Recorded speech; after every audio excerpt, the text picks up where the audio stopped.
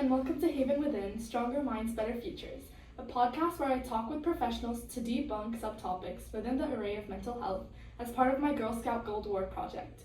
I'm Stiti Santosh, a 10th grade student who attends Valencia High School and has seen firsthand struggles of mental health with my peers. Haven Within is a space where we explore real stress, real struggles, and real solutions. Through honest conversations, expert advice, and community support, I want to help teens understand that they're not alone and give them tools to find peace in the middle of all the chaos. Today's guest is Dr. Katie Moore, a licensed psychologist who specializes in trauma and LGBTQIA+ affirming care with a subspecialty in neurodivergent affirming care.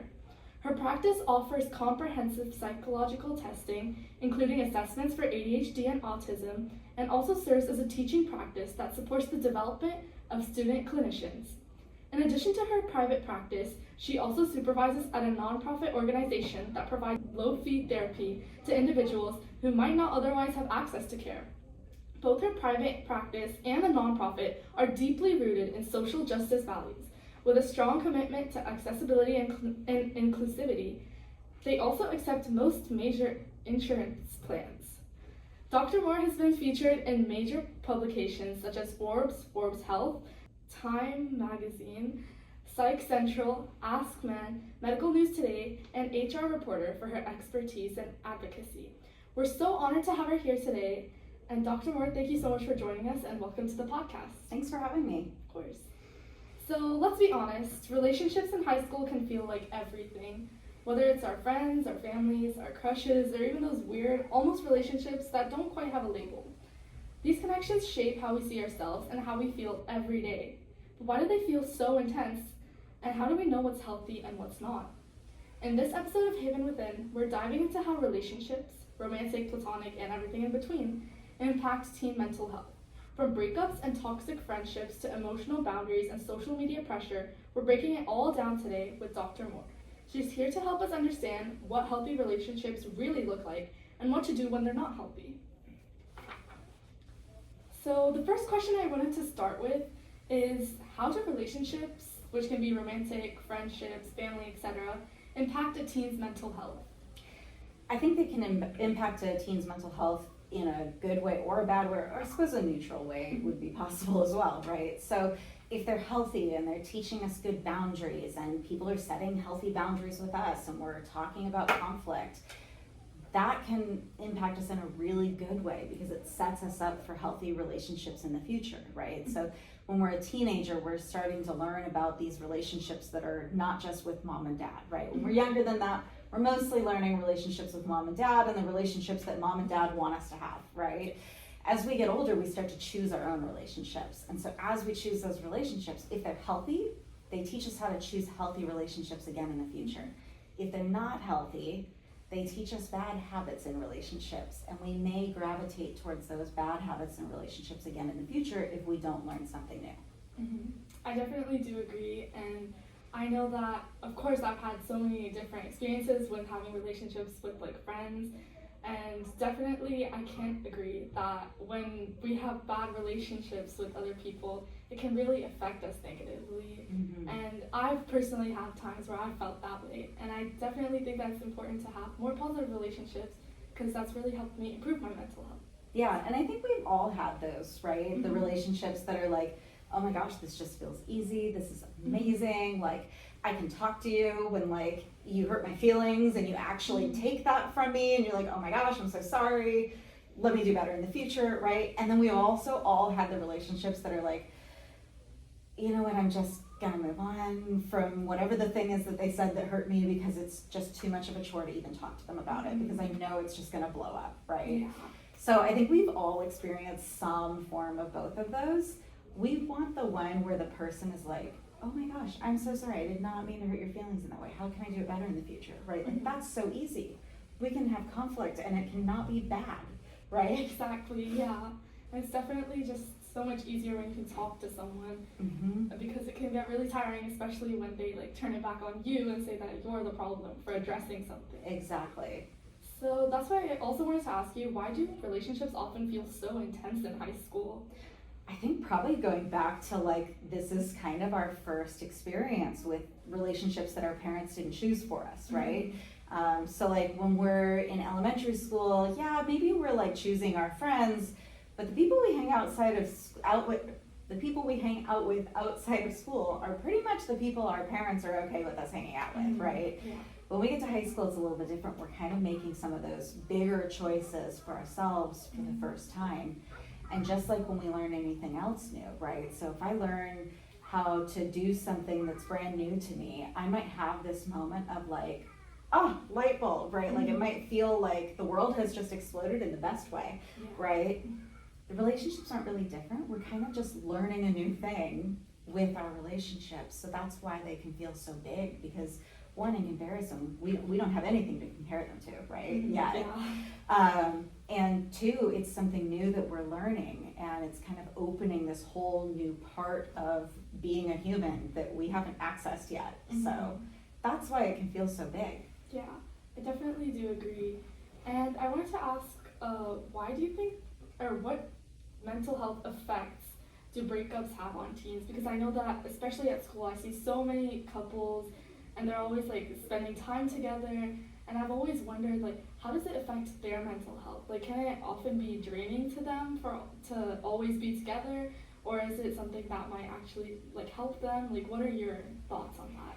I think it's going to be different person to person, right? So, some people might be really extroverted. Extroverted doesn't necessarily mean you are really outgoing. It just means like you're getting your energy, you're refilling your energy cup by being with other people. And then other people might be really introverted, where like being with people all the time is just completely draining to them. It is completely draining out their cup, right? So for somebody who's more introverted, being with that partner all the time might be a huge drain, right? For somebody who's extroverted, they might be like, oh my gosh, this is great, give me more. I have so much energy now. This is amazing, right?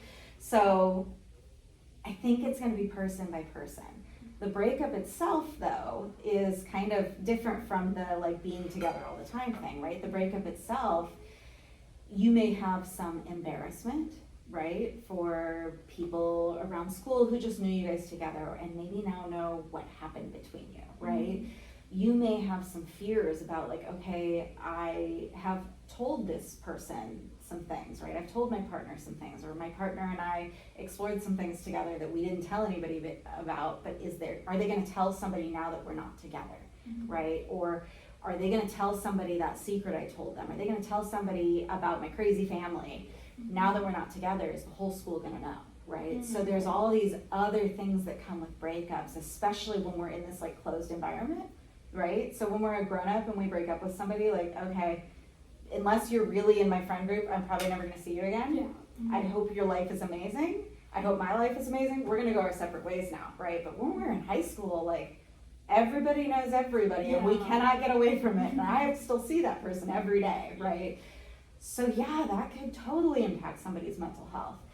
And I think maybe we minimize it because we don't think about the fact that like, that kid has to go back into that environment with that same person every day.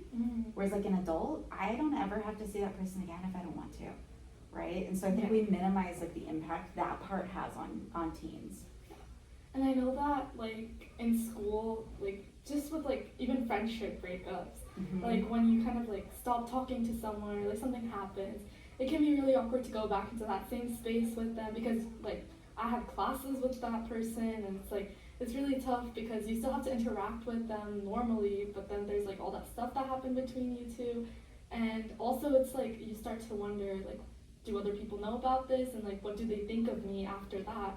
Because, and like you want to try to address it, but like you can't just address it, so you're just because then you're the one bringing the drama, right? Who wants to be that person? So I definitely do think it can be really tough being in that position, because it's just that idea of like everyone knowing and everyone thinking of you a certain way after that, and like there's just nothing you can really do about it except move on. It can be really tough. For sure, And that brings me to my next question of how can teens date in like a healthy way? Like not just mentally, but just what do you think about that overall? I think communication in any relationship at any stage, so whether it's romantic, whether it's friendship, whether it's with our family, whether we are 10 years old or 80 years old, communication is always going to be important. So if we can't communicate, we aren't going to be able to have a healthy relationship, right? Because we're all kind of buttoned up and we're not telling anybody about our feelings, and we're not telling anybody about anything that bothered us, we're not telling anybody about any of our hopes. How are people supposed to navigate that? They actually just don't know us, right? Like if we're not communicating, they just know the person that they have created us to be in their head, right? Because I'm not giving them anything extra. So communication is really important.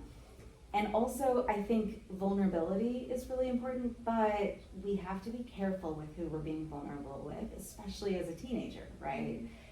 Teenagers sometimes like to gossip. Again, we're in that really closed environment, right? Where like the secrets kind of all stay with the same people and you can't really get away from that. So vulnerability, but testing for like, am I safe to be vulnerable with this person before I'm just like, let me just spill my guts, right? Yeah, I definitely agree. And I also want to ask you that, what do you think are some red flags in teen relationships?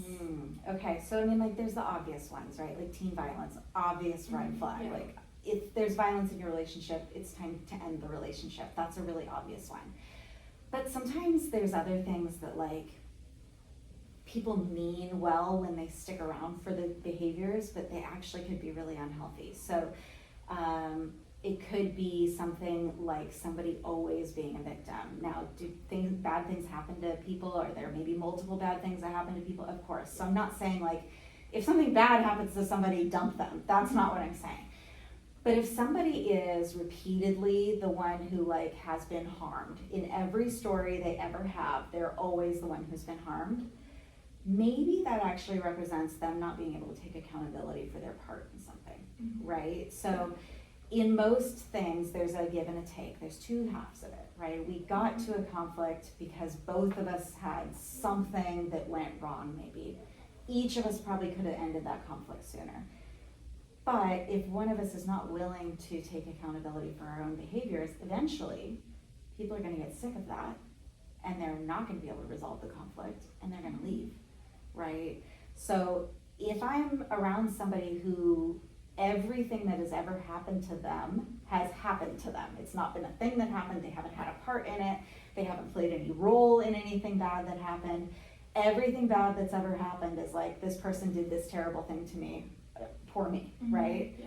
It might represent them not being able to take accountability. And what that tells me is that now, if, like, let's say it's you and me, and I'm noticing you might not be able to take accountability, not in reality, but in this pretend scenario, and I'm noticing you might be somebody who's not able to take accountability, right? Now, when there is a conflict between us, because there will always be conflict in relationships, hopefully we can deal with it in a healthy way, but there will always be conflict in relationships, right? So now when there is one, eventually, even if it's a small one, and I go to you and I'm like, hey, this really hurt my feelings, I'm wondering if we can resolve this, and you can't take accountability, you're gonna get defensive, right? Yeah. And now I'm hurt more. Right? So if I'm noticing that somebody feels like everything that's ever gone wrong has been something that happened to them and they never played any part in any of it, that's a red flag to me that like they're also not going to be able to take accountability when something goes wrong between us. I definitely do want to say that like it's okay to have conflicts in relationships, because I know a lot of people like over the smallest things they get like, they think that, oh, maybe this friendship is like not working out, and it's like normal to have small conflicts. It's just what matters is how you deal with that conflict. Yes. Actually, it's funny. This is aside from teen mental health, but in my own personal life, my wedding vows, part of our wedding vows were we don't want to ever have conflict, of course, but if we want to have conflict, we want to have it with each other because we know each other are safe to have conflict with. That's really unique. Wow. That's a good point. Yeah. And like even me and my best friends, we have small conflicts over things sometimes, and we always feel safe to like talk to each other about it and like address what's on our minds. And we always take into account what the other person said to try to make it better the next time. And I think that's what really matters. It's not that like you have conflicts and it's not going to work out. Yep, and that circles back to that vulnerability piece, right? So that vulnerability piece is so important, and being able to know that we're safe to be vulnerable, but if we can kind of like during a conflict, take on our role in it, that's signifying to the other person that they're safe to be vulnerable too. Because they didn't tell us about the thing that was bothering them, and we didn't meet them when they told us that. We didn't meet them with like, well, that's your problem. I didn't do anything wrong, right? Like we met them with like, oh my gosh, I would never want to hurt you in that way. I'm so sorry, right? And now they're like, oh, I can bring this to you. When I'm hurting, I can talk to you, and you're going to be safe for me because you're willing to take your role in this, right? So now next time there's a conflict, it's not going to be a fight. It's going to be just a little conflict where we have to have a conversation and resolve it, and that's so much better. Yeah. So how do you think that emotional dependence can show up in like young love today? Ooh, I mean, I think it shows up all over the place. But I think, you know, if somebody's always needing their partner to meet all of their needs, that's not realistic. Nobody's partner can meet all of their needs. We have needs that our partners can't meet, that we have to meet for ourselves, or that we have to meet with friends or with family, right? So if we're expecting a partner to meet every need or to be there immediately when we need them, that's not realistic. Sharing passwords can sometimes be like problematic, so that might be a signal that something might be wrong here, right? So sharing passwords in general, not a big deal, not a problem. But if somebody's like demanding, like if we're gonna be in a relationship, I need to be able to check your phone all the time, and there's not really been like a reason for that, right? Like my spouse and I, we have each other's passwords, but it's like, hey, I'm driving, I can't check that email right now, here's my password, can you check it for me, right? Like that's how we have each other's passwords, not because one of us was like, well, you might be texting somebody, can I check your phone, right? So that can form a dependency as well, because it forms a dependency on the other person being willing to like cave on their boundaries. So yeah.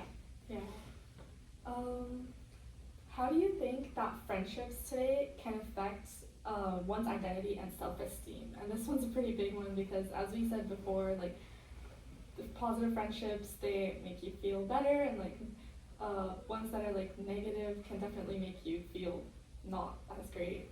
But if you could elaborate on that. Well, and I think even outside of that piece, like if we're hanging around people who like the way that they relate to each other is by talking bad about themselves, right? Like, and like depending on somebody's compliment, like, oh, I look so ugly today, and then depending on somebody to be like, no, you look great, like that's not going to form like a true friendship. That's forming like an exchange, right? Like, but just an exchange.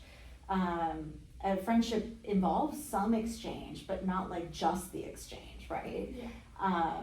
So I think those kinds of things are things to watch out for. Is, you know, if we're in relationship with people who are only communicating like kind of negative things, or like needing compliments all the time, or we're finding ourselves needing that all the time in relationships, that might be a sign that we have some work to do on ourselves. So sometimes we do need to take a step back from relationships, do some work on ourselves, really do some kind of self-reflection on like, why is it that I need that all the time from these people? What is missing for me, right? I can't get all of my needs met by other people. I need to meet some myself. So being able to take that step back, have that self-reflection, and then kind of re-enter relationships from a place that maybe we're understanding what our true needs are and what needs we can meet for ourselves versus which ones we need other people to meet. So that's that piece. And I think also, you know, friendships can affect self-esteem if we have like multiple groups within a group, right? So teens I work with, sometimes they'll have, you know, a larger friend group, but then there's this smaller friend group, and only like 4 or 5 people get invited to places, but there's like, you know, 3 or 4 other people in the friend group that kind of like just don't get told, and they end up just seeing stuff on social media later that like the 4 or 5 were all hanging out without them and never told them. Yeah, that's going to impact your self-esteem, right? Like that doesn't feel good. Nobody likes to be left out. So that kind of stuff. And I think when that stuff happens, just trying to have a conversation about it. Like, hey, I'm sorry, I was not meaning to hurt your feelings. We just have this impromptu thing, decided to go out that night, right? Decided to go to the movies. So I think being able to kind of communicate and have clear conversations about that, and also apologize when we've hurt somebody, because we don't want their self-esteem to be deeply impacted by that, right? We're all on the giving and receiving end at some point. So when we're on the receiving end, stepping back and having that self-reflection, when we're on the end where we're giving that and it's like not a great thing that we're giving, apologize for it. Like, go have the conversation. Don't leave that person to just sit there in their own thoughts, beating up on themselves. Go talk to them, right? Mm-hmm. Yeah, it's definitely really important to take accountability for what you do a lot of times, because I know in high school, like, everyone's going through things, of course, but a lot of people, they just don't know how to, like, admit that they were, like, wrong in a situation, or they don't know how to apologize, so they just end up being defensive. And yeah, it can make people feel not so great. Yeah. So just being able to have that ability to say sorry sometimes is what really matters. Yeah, and I think also if you're on the receiving end of that, right, if somebody's coming to you and apologizing, maybe the way to respond is not to be like, yeah, you should be, right? Yeah. Like, that's not going to encourage them to come and apologize in the future. So maybe instead of like, yeah, you should be sorry, like, hey, thanks for your apology. I'm really hurting right now. We don't have to say it's okay. Sometimes it's not okay. So our answer to an apology doesn't have to be like, oh, it's okay, it's fine, it's no big deal. It wasn't okay. Their behavior was bad. It's not okay. We can just say thank you. Like, thank you for your apology, right? Like, that is a perfectly healthy response to an apology. We don't have to say it's okay if it's not. Yeah, definitely. Okay, so what are some more signs of a toxic friendship specifically that you think are really prominent in today's world? Because I know there's a lot, but what do you think are some main ones that people should look out for? The gossiping, for sure. The gossiping is probably like the easiest like one to pick out in teenage relationships, right? Or teenage friendships. So if friends are talking about each other to you, they're probably also talking about you to each other, right? Like, this is a behavior that they have. So if I'm noticing, like, let's say I'm in a friend group of 3 people, right? And one person is talking bad about the other person to me, there's a decent chance they're going to talk about that other going to talk to that other person about me too, because this is a behavior that they have. This is something they're okay with doing. Instead of going to this other person and addressing their conflict with them, they're trying to avoid the conflict by just venting it out to me. So this is a behavior that they have. I can expect they're going to have that behavior with me too, and I don't want people talking behind my back. So for sure, that's, I think, a huge sign of toxicity, and that's probably the most common one you're going to see. Do you think there's any other main ones that are really important to look out for, in addition to the gossiping? Because I know gossiping can be pretty bad, especially since everyone knows everyone. Yeah, so the gossiping's huge. I think also, like, trying to see, like, what are these people's intentions for me? Like, do they actually want good things for me, or do they want me to make the decision that they want me to make because they want that decision, right? So if I'm really not feeling up to going to something, are they trying to make me go because they want me there? Or are they trying to look out for what I might need, right? Like, what if I'm an introvert and I really need that time at home alone without a bunch of extra stimulation to kind of like make me feel more okay so that I can feel like a whole person again tomorrow, right? Like, maybe I need to conserve that energy. This person is like badgering me, like, hey, no, come on, you have to come out. It's going to be fun. I can't believe you'd leave me here without you. I can't believe you'd make me go all out, right? Like, this manipulation stuff, right? That's to meet their needs. It's not because they actually think I'm going to have a fun time. I've already told them I'm not going to have a fun time. They didn't listen to me. They want me to meet their needs.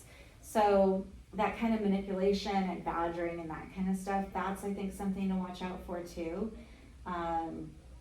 The manipulation is pretty common in teenage relationships. Luckily, most teenagers aren't very good at it yet because they haven't learned it very well yet. So it's usually pretty easy to see it if you know what you're looking for. But I would say that's something also to watch for. And as someone who's seen these behaviors a lot at school, it's definitely important to just be aware of it, because a lot of people that may not know these things, they might just keep going and like keep continuing these relationships. But as long as you're just aware about it, it's really helpful to keep your relationships. Yeah. I think if you know what you're looking for, it's a lot easier to see it. But if you're like, oh, I didn't even know that was something somebody did, like, you may not see it then, right? Exactly. So as long as you kind of know what you're looking for and you have like the examples we've talked about today, right? It can be easy to kind of generalize that example and be like, oh, okay, well, it wasn't exactly that, but it was kind of like that thing that they talked about in that podcast that day. So maybe this person's manipulating me, right? Exactly, and that's what this podcast is for, to help people just be aware of things.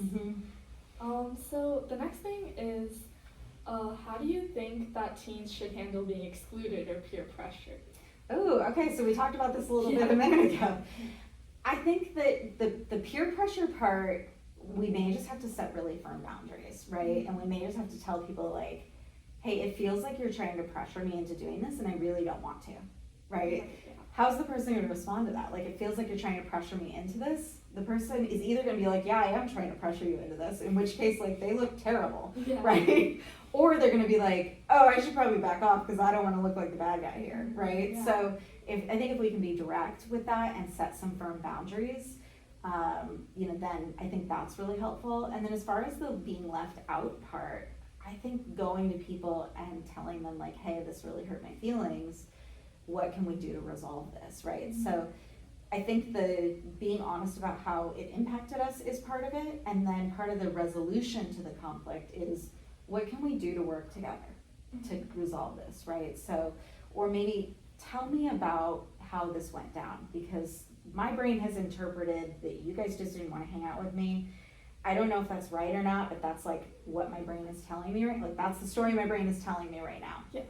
So is that true? How can we come together to like figure this out so that this kind of thing doesn't happen again in the future, right? Yeah. Those are some really important things, yeah. This one's a really big one. How does social media shape teen relationships? Oh my gosh. I'm actually really glad social media wasn't a thing when I was a teenager. Really? It's terrible for teen relationships. I think we get really unhealthy examples of relationships. We get people who look like adults but they're actually teenagers. We get people who look like teenagers but they're actually adults. It gets really confusing trying to figure out like what's normal. Yeah. We also just get like the best day of everybody's life. Yeah. Like, very few people post the worst day of their life. And if they do, they usually post about it afterwards when they've had some time to self-reflect. Yeah. Most of the time they're not posting about it like in the moment when they're having all the big feelings. So we don't really see that.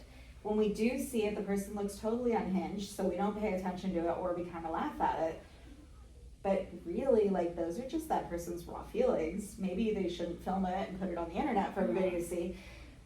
But the result of that is like, we're really seeing a lot of like people's best day, and we're trying to like attain that every day. And that doesn't happen every day. It's fake, right? Like, that people don't have the best day of their life every single day. Social media is just really misleading with what like normal day-to-day life actually looks like for people. Yeah. And I know I've seen so many of those videos that are like, get ready with me, or like, this is my routine, like my daily routine, and it all looks so perfect, but that's not realistic because people have like bad days too, and not everything is going to go as planned. And I think that's something that really needs to be like addressed and put out there too, because it's making people think that their lives need to be perfect when nobody's life is perfect. Nobody's is, no, and not even, most people's like day by day, like even one day it's not perfect. Even when we have an amazing, wonderful day and we have great memories about it, if we really went back and broke down the day hour by hour, there's probably something that went wrong. Yeah. Right? But on social media, they're not going to show you that. They're going to show you their perfect trip to Disneyland where there were no lines and they looked wonderful and their makeup didn't melt off their face. Yeah. Right? Like, that doesn't happen. So what do you think is the emotional toll of things like situationships or unclear boundaries? And I know that's been going around a lot, like not just at school, but like even online, a lot of people are seeing it. So I really wanted to ask you about that. Like, how can it affect someone, like, to not have something like a label on a relationship where you're just like existing somewhere in between two different things? Yeah, so for some people it impacts them quite a lot, and for other people it doesn't impact them at all, and they prefer it that way. And both of those things are okay. The big thing is that you guys have communication about it, right? So there are folks who are like serial monogamous, right? They have a crush on somebody and it's like nobody else in the world exists and they can only see that person, they're only attracted to that person, right? So that's like maybe one end of the spectrum. for monogamy or non-monogamy, right? Other people are completely non-monogamous. They cannot see themselves in a committed relationship ever. Both of those things are okay, but we have to be honest with the people around us about what is true about us. And if we're still exploring that, that's okay too, but we need to be honest about the fact that we're exploring that, right? It would be really terrible to have one person who just assumed we're in a super monogamous relationship and I'm all the way at this end of the super monogamy scale, right? And so I've just assumed everybody else is too, and my partner is right there with me. And to have the partner assume we're at the other end of completely non-monogamous, right? If we don't talk about it, this person feels like they've been cheated on, and this person's like, what do you mean? Nobody cheated, like this is fine, right? Because they haven't talked. So we just have to make sure we're talking about it and that everybody involved in the relationship is consenting to that kind of relationship, whatever the model is. As long as everybody's okay with it, it's fine. Now, we have other things like protection and that kind of stuff, if physical stuff is a part of it that we do need to address. But as far as like the emotional part, as long as everybody is consenting and knows what the relationship structure is, it's okay. Yeah, and it comes back to that idea of communication that you were talking about. Yep. Communication is so important. It is like the number one thing. If you can't communicate with people, just don't have relationships yet. Just work on that piece with your friends or your family until you're really good at that piece, and then venture into romantic relationships. Because if you're really bad at communication, your romantic relationship is gonna blow up like 5 days after it starts, right? Yeah. And I know, like, of course, not everybody's going to be perfect at like communicating, but you just have to try to get better at it. Exactly. So it's something we practice. I mean, my spouse and I are still practicing it today, right? Like, there are still things that we've realized, oh, that was a miscommunication, we need to clear that up. But the thing is, we go back to each other and we talk about it. And when there's been a misunderstanding, we both come assuming that the other person has good intentions and wants to resolve the conflict. And because we both have decided, okay, this person wants to resolve conflict with me, we don't have our defenses way up. And so we actually can resolve that conflict, right? Yeah. So the next question I wanted to ask you is, what coping strategies help with relationship stress? I mean, probably the same coping strategies that work with all kinds of stress, right? So taking time away when we need it. If we need distraction temporarily, that's okay. Distraction does not work to cope long term. So it's not a good thing to do long term, but extremely short term, like, hey, I'm really, really overwhelmed right now and I'm feeling like my head is gonna explode. Distracting for like a little bit so that you can kind of come back down can be really healthy. Distracting yourself long term would look like I'm avoiding this conflict altogether and I just never want to address it. That's not healthy. But very short term, just to bring ourselves kind of back down to baseline, can be really helpful. Doing things we like. If we're so overwhelmed that we feel like we're in the middle of like a panic attack, that kind of thing. So maybe our heart is racing, we feel like we're sweating out of nowhere. Our thoughts won't stop, won't slow down, those kinds of things. Then paying attention to our 5 senses can be really helpful. So at any given time, we can have, assuming that we're able to access all 5 of our senses, right? Some people aren't, and that's okay. They can use whatever senses they're able to access. So at any given time, if we're able, we can access all of our senses, even if we don't like taste. We maybe don't have anything to eat or drink, but we can still taste like the saliva in our mouth, right? Which is kind of gross. But if you're in a panic attack, who cares if it's gross? You're in the middle of a panic attack. You need to help yourself, right? So noticing maybe 5 things you can see, 4 things you can hear, 3 things you can touch. How many things are paired with each sense doesn't matter. It's that you're kind of trying to engage in all your senses, bring yourself back to the here and now. I think that I haven't really heard of those, like, I have, but I've not really heard of people using them a lot. And I think that just by listening to it, it could really help you, like, slow down your thoughts. Yeah. And I think that that's why, like, again, this podcast is here to, like, help people be aware and, like, to learn more, like, coping strategies. And I think that's a big one that I would want to focus on because it's something so simple that you could just do in the moment. Yeah, and you don't have to have any tools for it, right? So you can just, like, Okay, I can smell what's in the room. Okay, what can I feel? I can feel that this is a little bit cooler than the rest of the room, right? I can feel my water bottle, that's actually a lot cooler. I can feel the texture on my sweater, my hair, right? Like there's things that I can access anytime, that I can touch, that I can see, right? That I can smell, that I can hear. All of those things are with me all the time, no matter where I'm at. So I don't have to have like a special tool with me to cope, which is why some of those things are really nice. Also kind of like stomping on the ground can help kind of bring us back and ground us, literally ground us. So anything to kind of bring us back to the here and now when we're panicking. And then if it's something where like, okay, I'm not panicking, but like I'm really overwhelmed, I'm overstimulated, giving ourselves a very short temporary distraction just to get ourselves out of this like spiral that's probably leading towards a panic attack, right? Yeah. And when do you think teens should talk to a therapist about relationships? Because I know a lot of people, they think like, we can figure this out ourselves, but like when do you think it's to the point that people need to just like, they need to just go and like get help with their relationships to make things better? I mean, so here's the thing, 100% of people need therapy at some point in their life. Not everybody needs therapy all the time, right? Some people need therapy for years of their life, some people need therapy for like a few sessions just to like work through a problem. Everybody probably could benefit from going at some point in their life, even if it's just for a few sessions, right?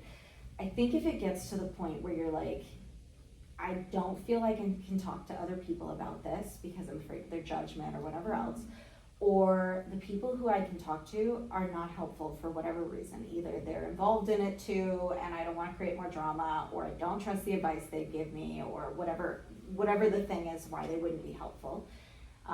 That is a really good reason to talk to a therapist. If you're feeling isolated with something that you're dealing with, that is a really good reason.